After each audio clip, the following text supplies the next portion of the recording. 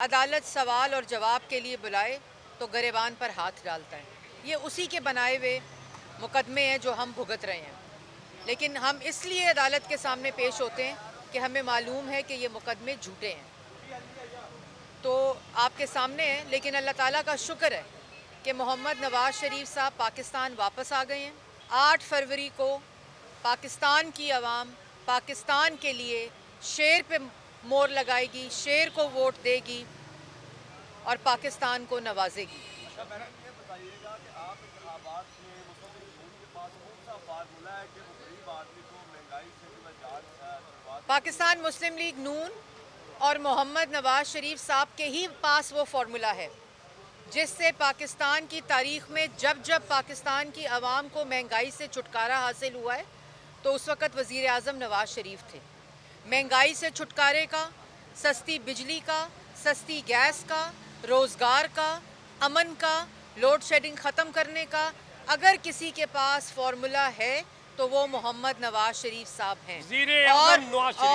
और अगर नौजवान को, जब भी नवाज शरीफ साहब इक़्तिदार में आए हैं तो नौजवान को रोज़गार मिला है, नौजवान को लैपटॉप्स मिले हैं, नौजवान को आपको याद होगा जो इंटरेस्ट फ्री लोन्स मिले थे। इसी तरह के फार्मूलाज इंशाअल्लाह हमारे मंशूर में हैं जिससे पाकिस्तान की आवाम को रिलीफ मिलेगा, पाकिस्तान को तरक्की मिलेगी, खुशहाली मिलेगी, मईशत ठीक होगी, आवाम को सस्ती बिजली, सस्ती गैस मिलेगी और पाकिस्तान के नौजवान को एक खुशहाल मुस्तकबिल मिलेगा। अच्छा मैडम, कहा जा रहा है कि आप लोग अदालतों में लड़ रहे हैं और आप अदालतों में पेश भी हो रहे हैं, ये उसका सबूत है कि आप आज भी आप पेश होंगे।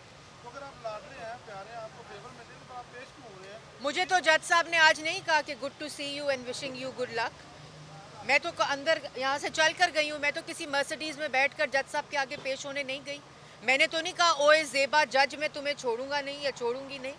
तो जो लाडले हैं वो उसका खमियाजा भुगत रहे हैं और जिन्होंने लाडला बनाया था वो भी उसका खमियाजा भुगत रहे हैं। तो ये पाकिस्तान की तारीख में आप जब गलत फ़ैसले करते हैं, जब आप अपने मनसब को गलत इस्तेमाल करते हैं, जब आप अपने इख्तियार को गलत इस्तेमाल करते हैं, आपको उसका खमियाजा और उसका जवाब देना पड़ता है। मैडम ये बताइए कि आपने मुस्लिम लीग नून ने इस्तेकाम पार्टी के साथ अलायंस किया है और खान साहब हैं उन्हें टिकट भी दी है, वो इलेक्शन भी लड़ रहे हैं और नईम खान साहब के बारे में आपका कहना था कि ये कब्जा माफिया हैं और बेवाओं गरीबों के इन्होंने प्लॉट पे कब्जा किया, इस हिसाब भी हो जाएगा।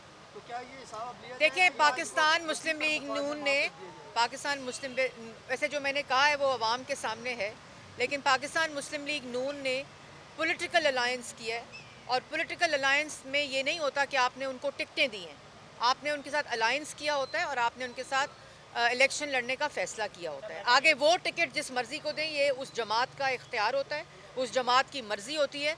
ये वो टिकटें मुस्लिम लीग नून नहीं देती, वो पॉलिटिकल अलायंस मुस्लिम लीग नून ने किया।